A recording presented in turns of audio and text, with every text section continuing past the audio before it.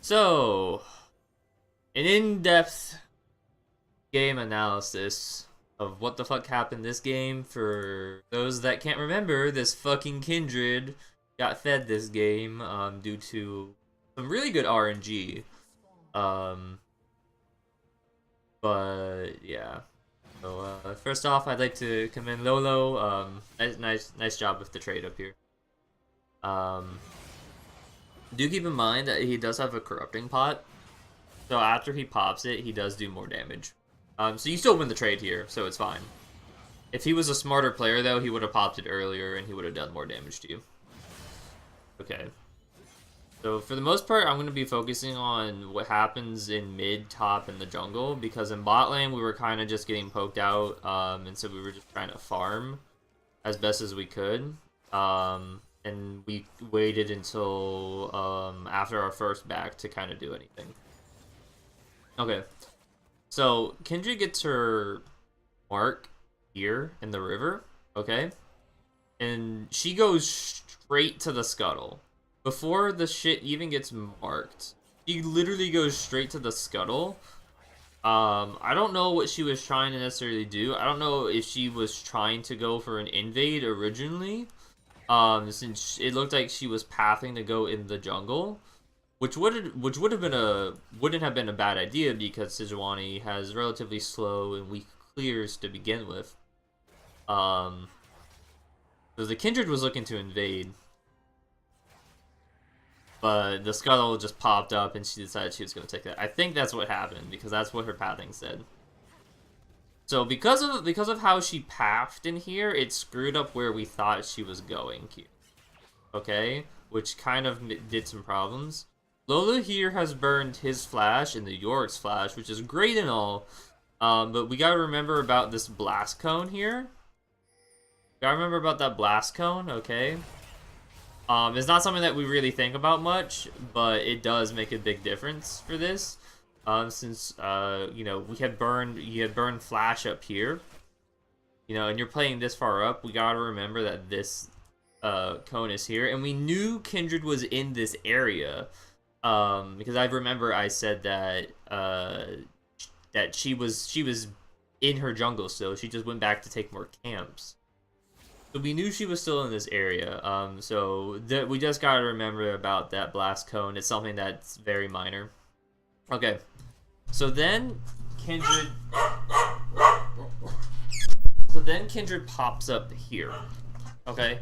So we should know at this point where Kindred's going to be. Let's see. Okay. Swig has two wards here.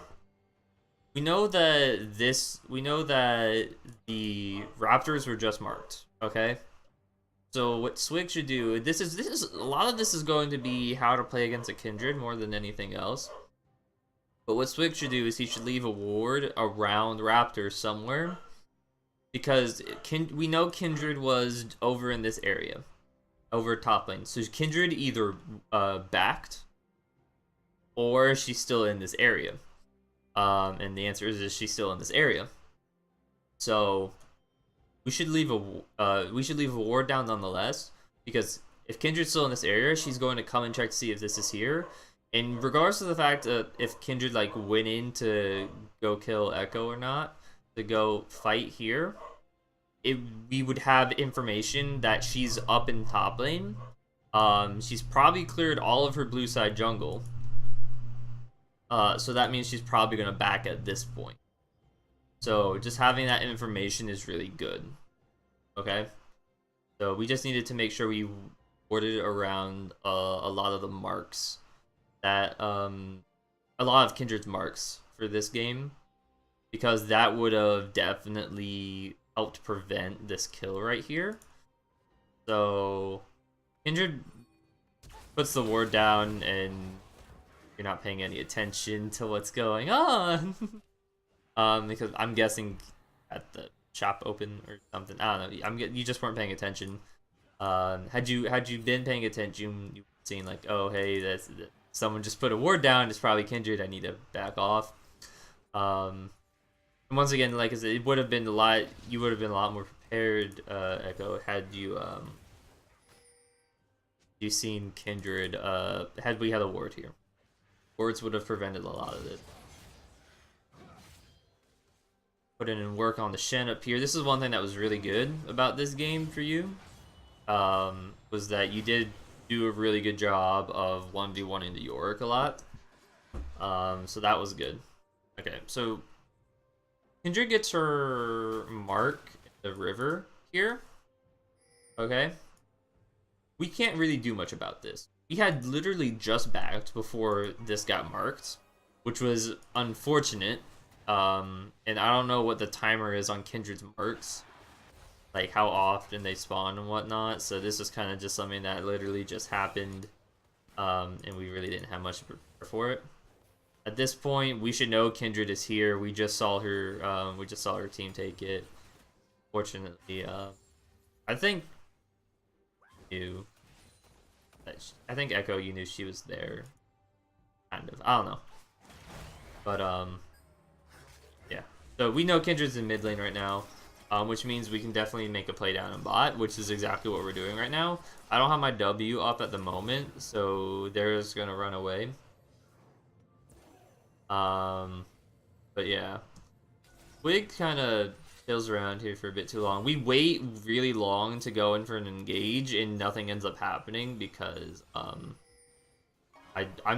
very impatient, or I'm very unwilling to go in here, and I fuck up the engage, and we really shouldn't have waited around to try to do this engage here.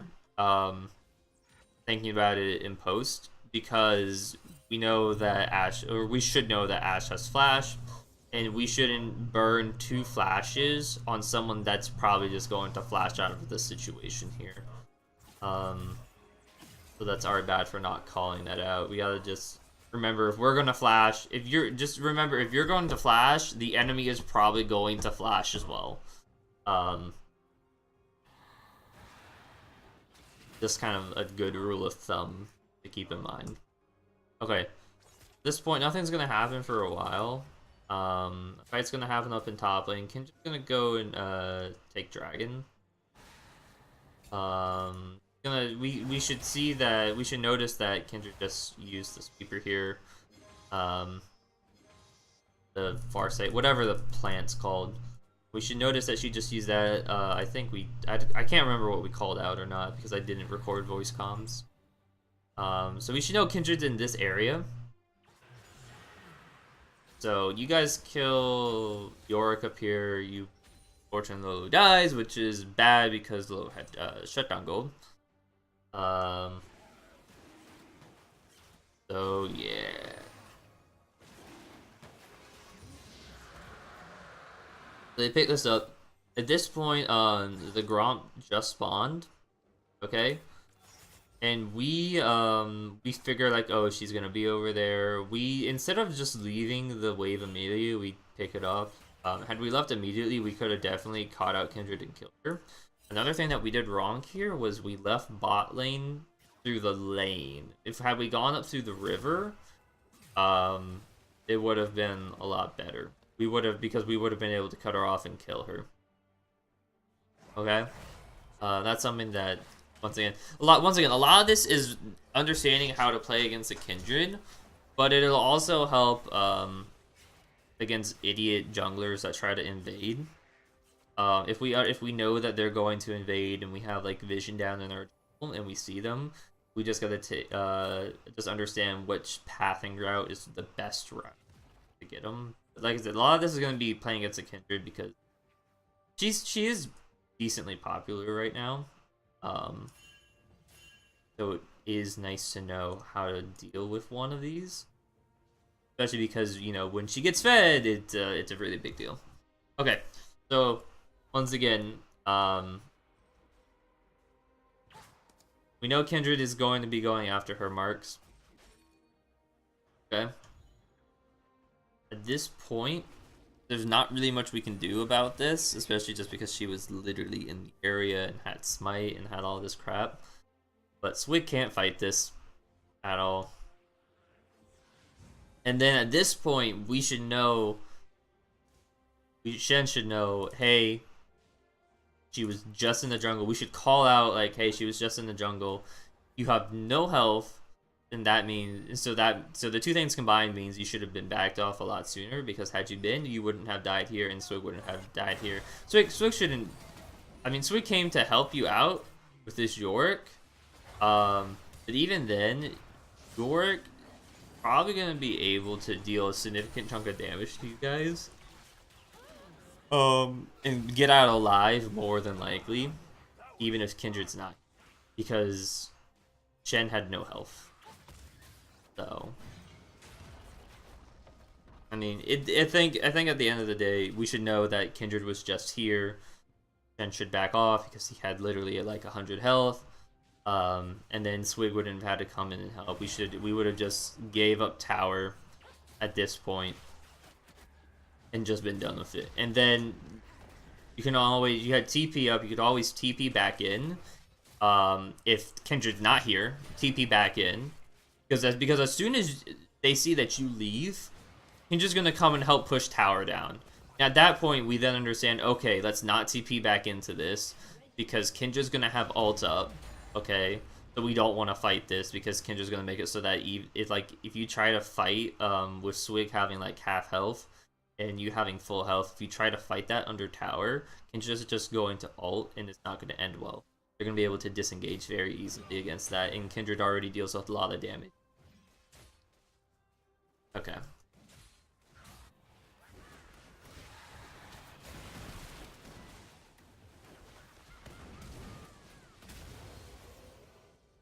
Strong gets a nice kill mid. We take a mark from her. And at this point, they don't have a ward here, which is nice. However, we didn't really, we figured this out now.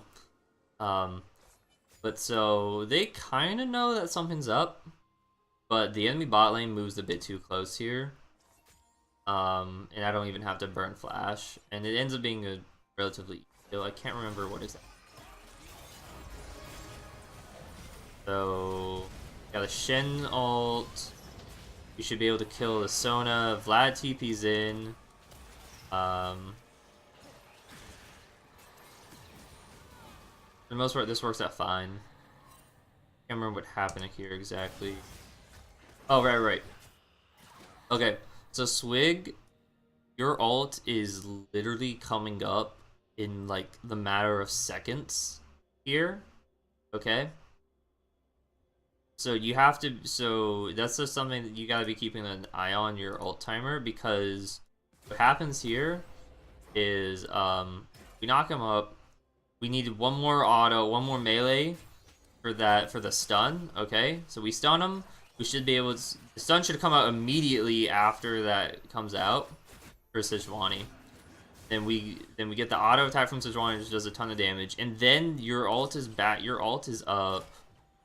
Try to figure out the exact time.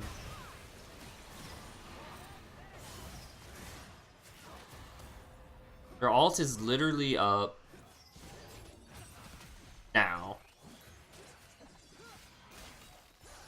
So at this point, you should walk in and get the stun, because you're not even taking tower aggro Swig here. Shen was taking the tower aggro the whole time. So you need to walk in, get the auto off, get the stun off, and then ult on top of that to reset the... Actually, does it reset the damage? I think it does. I don't know how Sejuani works exactly. I'm pretty sure you get the stun damage off, and then you could ult and reset it again. I think. I'm pretty sure that's how it works. Either way, we would have been able to get the kill regardless, because we would have all been there to attack. At this point now, Kindred shows up. We should leave. You should leave. I should have been... Oh, my E was on cooldown. Okay. I was gonna say I should have been fielding, but I couldn't. Okay. We need to be leaving. And yeah, we should have just left. We didn't leave. We do end up killing Kindred, but yeah. So one thing that I want to note of, which is going to become really obvious after I point it out, is that for the mid game, we didn't mention it, but had we put in some thought to it, it would have been really obvious. Their only hard engage is Ashe Sona, or at least the only catch out is Ashe Sona. Okay. If Ashe and Sona have ult and they're around someone, you're gonna notice that if they think that they're alone, they're going to ult them. Okay? This is literally the only way they catch us out in this game, pretty much. Is with the Ashe and Sona ults. Any other time we get caught out, it's really just because we're not paying it. We don't have enough vision, or we underestimate how many other people are around, or it's a Kindred and we're in just the wrong place, and yeah. So you're gonna notice it. You're gonna notice that they literally don't have like any CC to deal with us. And yeah, just keep an eye on it. I'll point it out as the game goes on. But had it been something that we kept an eye on for their ult timers, it would have worked out a lot. The game would have been slightly better. I mean, I know we won the game, but you'll notice. I'll point it out. Okay. Right here, Sona gets caught out. She's got no one else around. We know that Vlad's dead. They got two bot and Kindred's mid lane attacking the tower. Summons Herald, and at this point she decides to leave because she knows that she can't do shit. Her mark has just spawned. This is a mark that we couldn't really stop her at all from doing because we had to take care of this Rift Herald. And at this point, we should have known that she walked off top and kind of just went over there. It's not really a big deal. We just devote a few seconds of time to figure out if she's there or not. And then we see her pop up, and so we know, okay, she's not there. It's not a big deal for that one. Like I said, we couldn't really. At this point, we saw Kindred walk back through here. We should know that she's kind of around. So we need to be careful top lane, which doesn't really matter because they've got vision down. One thing that I did notice is that the map was kind of dark. The map had periods of darkness, where we didn't really see much. If I put on, we literally can't see anything at all. See this in here, see mid lane, and we don't see anything else that's going on right now on the map. And a lot of that's on me. But it's also, I mean, this has been going on to the entire game. And because it had been going on to the entire game, it was very hard to stop it from going. And we did make a comment about it in the middle of the game, how we didn't really have any vision. So, we kill Sona here. Easy peasy. Sona's got no ult now, which means that that's one less, like I said, it's one less tool that they have to really do anything with us. We kill Sona, we're gonna kill Vlad. York is top lane, Ashe was bot lane, so that was a good play in general. There was no downsides to it at all. Even burning 2 ults, it wasn't that big of a deal. Like, it wasn't like a risky play or anything, so that was good. And like, we knew, or at least we should have known it wasn't risky play. Right here, Swig just doesn't, he just underestimates how strong he is. And then the ult was kind of wasted, almost. I mean, it helped burn her ult, but we essentially used 2 ults for 1. So not worth. And then, like I said here, Ashe's ult, we're around, you know, echoes around Ashe, and Ashe just ults him and kills him. And Kindred's here for easy cleanup on the damage. So that just, we just weren't. This was just something that we weren't thinking about in the game. Was just Ashe and Sona ults. We should have been calling them. We should have been calling those out in particular. It's just something that we just didn't do because we weren't thinking about it. Okay. So this one at a time. This is gonna be sloppy, but only because we've got half health here. I wasn't necessarily ready to go in. Kindred fortunately walked into a knockup, so I took less damage here. Vlad is going to flash in and kill me, which is fine because you guys do end up cleaning this up. We do end up getting Dragon and 3 kills for 2 deaths here, so it does end up working out well for us. Okay. And then at this point, this should be easy tower because we have Ziggs. Yeah. Sona ults, and Kindred being back up, you know, let me... Okay.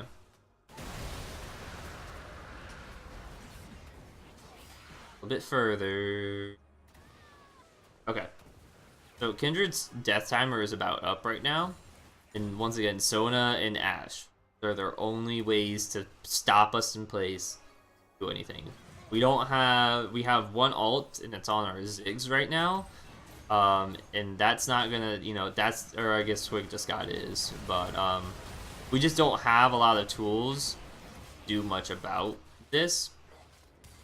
Okay, they catch us out and they're low right now, but we gotta remember that this is a freaking fed Kindred that was kind of honestly able to just sit here and attack from the back,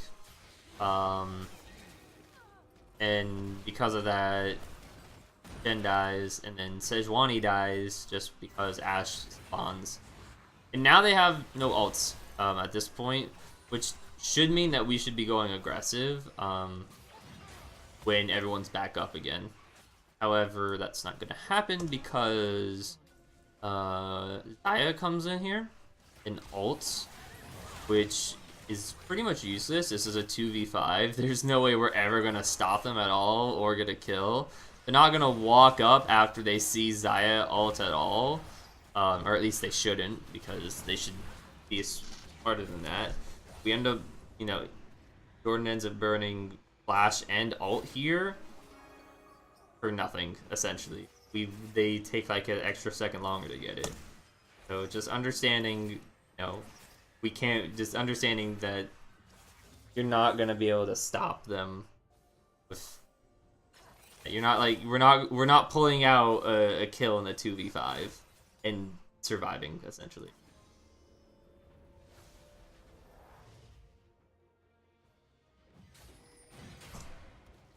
At this point, everything's kind of resetting. Kind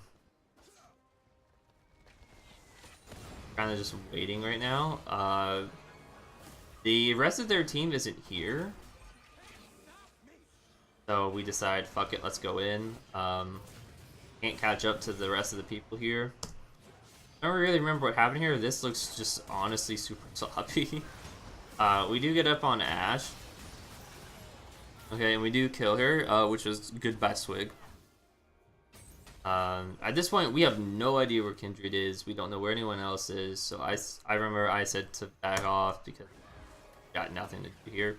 And this is the point where we fuck up hard. So we lose Shen. We lose Shen. We know Kindred's gotta be coming soon. We know she's gotta be coming soon. Like, we're not dumb. Okay? She's gotta be showing up soon. Quick takes a lot of damage. Power. And Kindred's gonna show up here. Xayah really far up here. And then Sona just locks her down. Locks him down, and Xayah just kind of comes in and... Kindred just kind of comes in and destroys everything. As soon as we saw... Like, we shouldn't... we should know... This game was pretty much understanding Kindred. It's understanding Kindred. That was the main thing for this game. We do get a... We do get a tower, but had we coordinated this better, if Shen goes top, we don't dive necessarily. And if Shen stays bot, then that would have been it. But we wouldn't have gotten tower, and Kindred still would have fucked us up.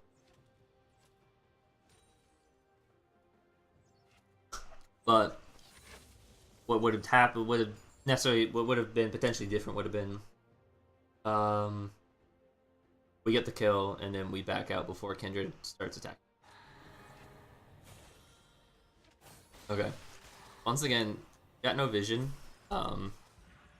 And two wards. So everyone's got that has the ward trinket right now, all has 2 wards on them right now. And then we all have control wards sitting in our inventories. So we do end up using them here. It's just we don't have any vision right now, which ends up causing a big problem here.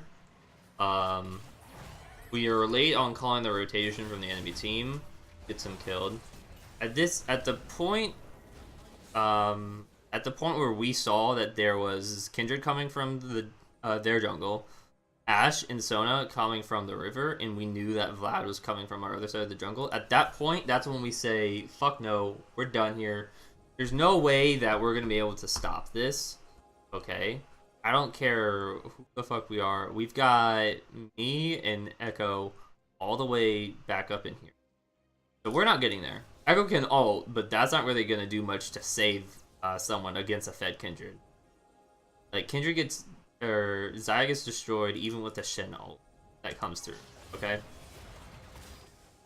And then we waste a shit ton of resources to get Shen out, and it just wasn't worth it. We waste way too much, and we understood that we did waste a lot there.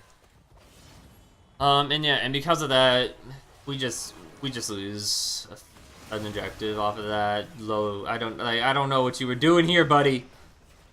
But yeah, we lose that. Okay, so this is what I mean when I say this is where Ashe and Sona not having ult plays a big deal. So Ashe can't ult from way far away to stop us. Ashe DC'd actually at this point, which makes this fight a whole lot easier. Okay. But still, nonetheless, I don't think it would have made that big of a difference. Okay. So, Sona also doesn't have any mana. And we kind of sit here and wait a bit to go in for the engage. We're very hesitant on whether or not we want to go in. Was it this point? Yeah, no, it wasn't this point. Okay, no, I'm thinking of a different time period. But essentially, had Sona had ult, Sona could have just ulted, and that would have been the end. I'm thinking of a different spot. Yeah, okay, I'm thinking of near the end. Never mind about what I said. But, they don't have ult. Here, we kind of just forget that dragon is spawning. That is our bad. Then, you're bad, Jordan, for being there. And fighting her, essentially. You're not gonna outsmite her. Like you're not winning that any day. It's fine though. It's fine. We lose you. We lose Dragon. They lose Kindred. And at this point, we're kind of just waiting around. Ashe still isn't back for them, but she will be back soon. And we kind of just have to get vision over Baron right now. Which, do I have wards? No, I don't have wards. But we need vision over Baron right now because that is the next objective that's going to be taken. And we were talking about how we need to get our waves. We need to have control over the waves so that way we can have control over Baron. Okay. So let's see. Yeah. Okay. So we can see that Yorick's over at the Baron. Ashe is Ashe gets back soon, but Ashe wasn't really doing anything for them anyways. Ashe being AFK, Ashe DCing here wasn't a big deal for them.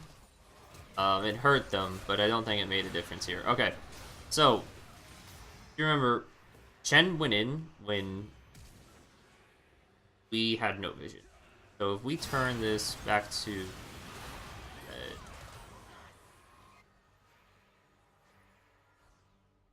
okay. So look at this vision that we have here. Okay, we know Vlad's bot, or at least was bot.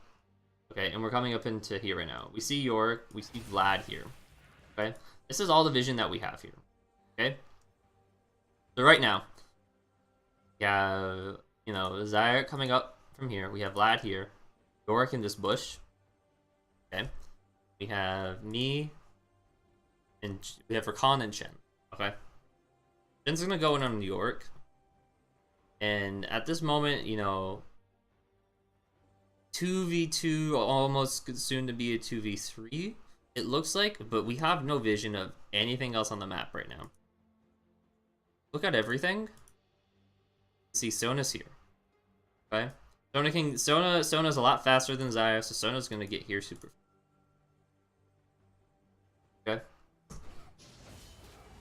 So Yorick is tanky. Yorick ain't gonna die fast at all, especially with his ult. He's not, you know, he's gonna take a while. Okay? Vlad does a shit ton of damage. He pulls, so he dodges all the CC. I have to ult. Xayah has to ult. Xayah flashes away. Shen flashes. Kindred finally shows up after all of this. That's how long this has been going on. Swig flashes, Swig ults. We burn 3 ults and 3 flashes for 1 Vlad ult and 1 Kindred flash.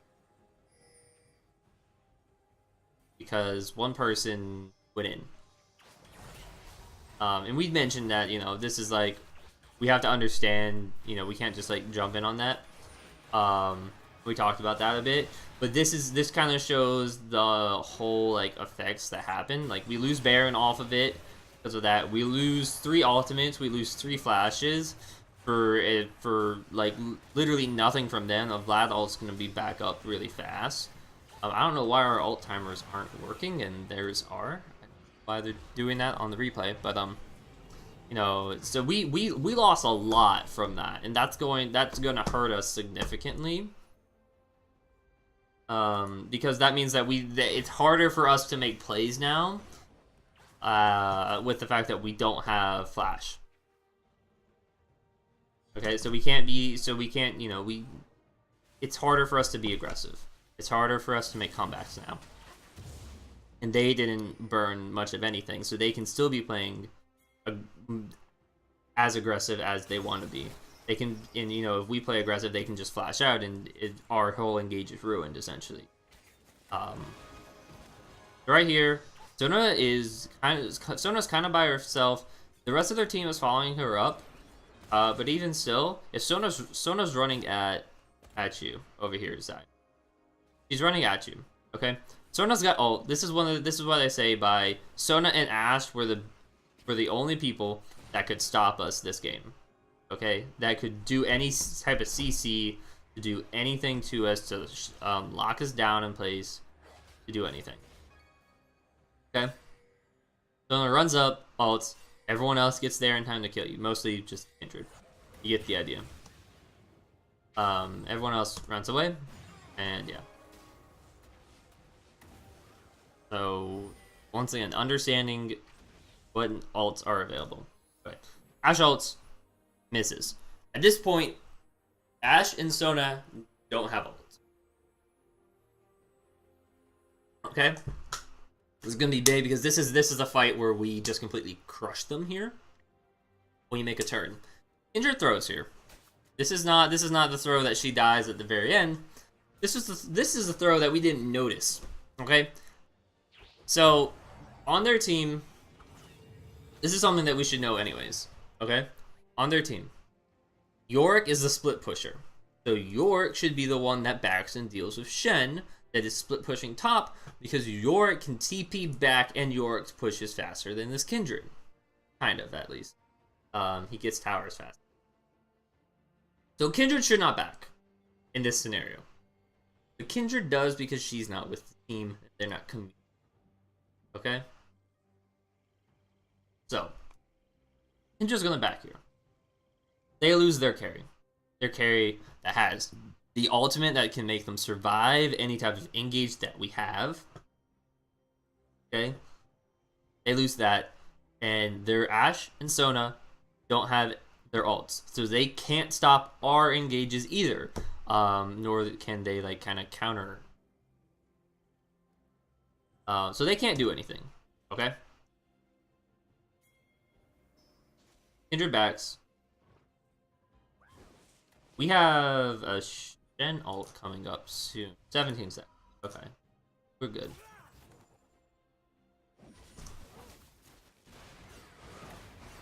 We're waiting and waiting and waiting. So, great about this here, Ashe has like no health here. Echo gets an amazing ult off here, which is going to kill Ashe because I think she walks into the center, so she takes the full damage. Yeah. That takes out 2/3 of her health. Kindred isn't here. Means we can go in, we can engage, it's free kills for us, open season, we gangbuster, and yeah, we fuck him up.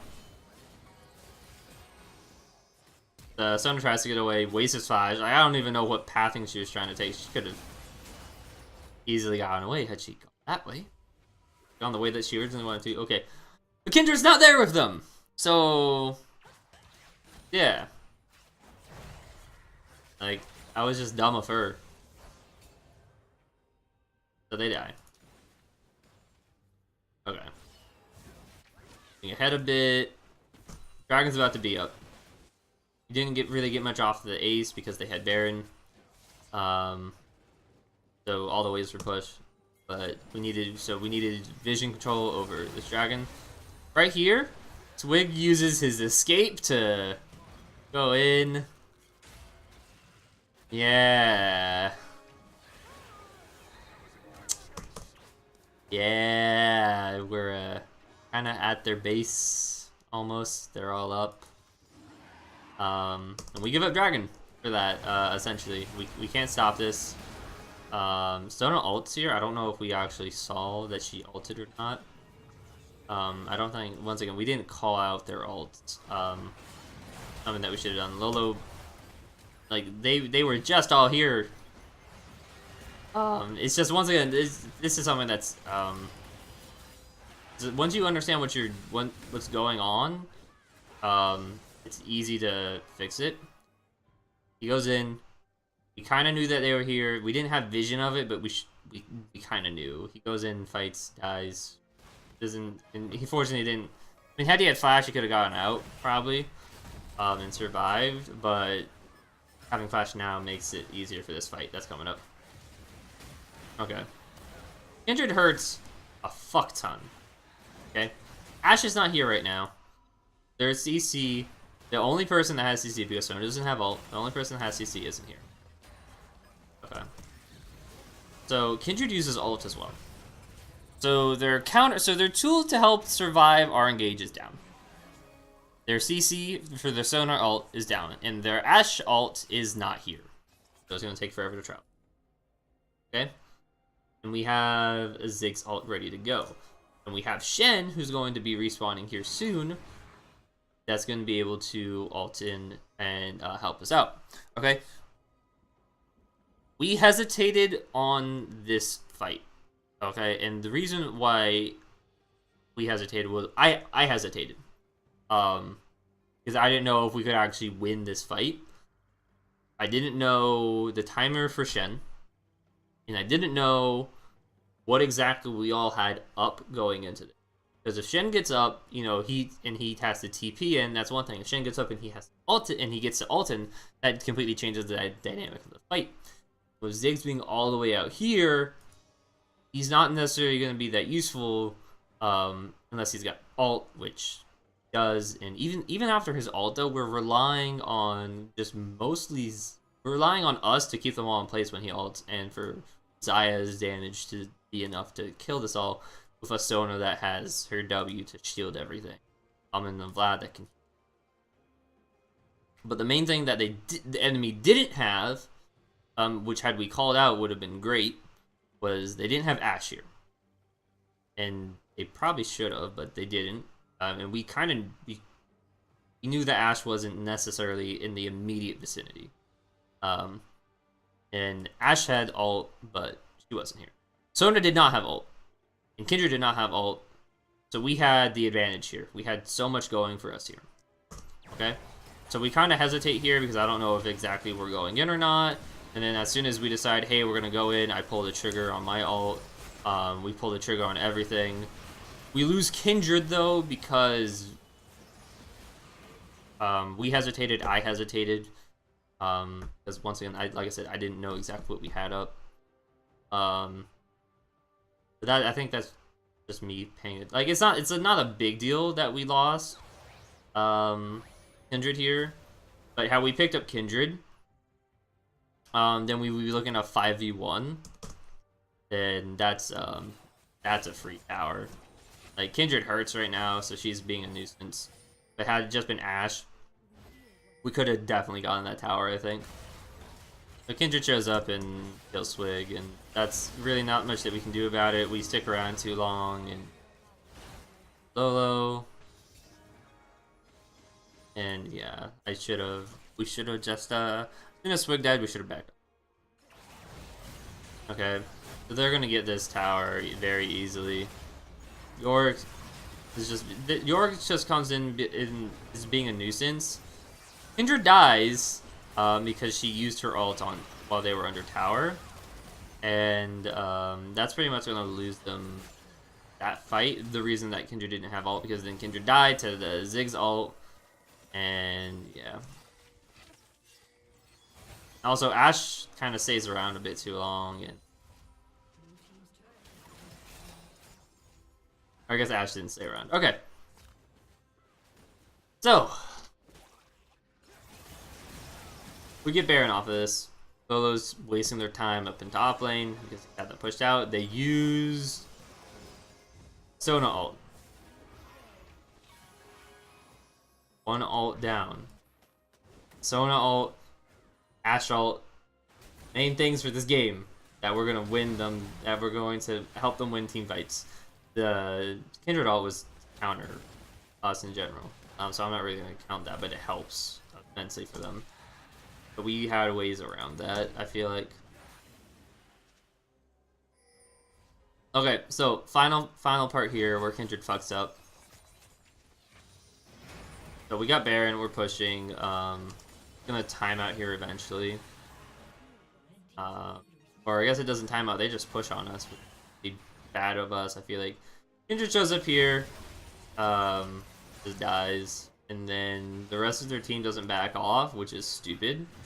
As we didn't burn any ults, and so at this point we're just like, yeah, we're gonna go all in here, kill them all, and that's gonna be the game. So yeah, that's kind of how this game went. Kindred fucked up a lot. Their team, and Ashe was DC'd for a bit, so that definitely helped for us. That Kindred just was dumb. The one thing that we didn't do was calling out the ult timers, especially the Kindred, Ashe, and Sona timers, and recognizing how much CC they had. Because I don't think I mentioned that. Because I don't think I thought about it. A lot of this stuff we get into the game and it's just kind of like, we're not really thinking much about all of it. I mean, I should be the one that's thinking most about any of this stuff. But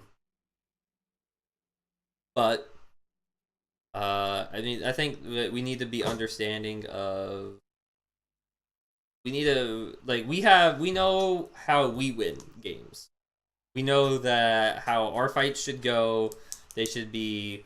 We have Sejuani ult and Rakan W ult. This for the engage. With Shen following up with his ult if he's not there.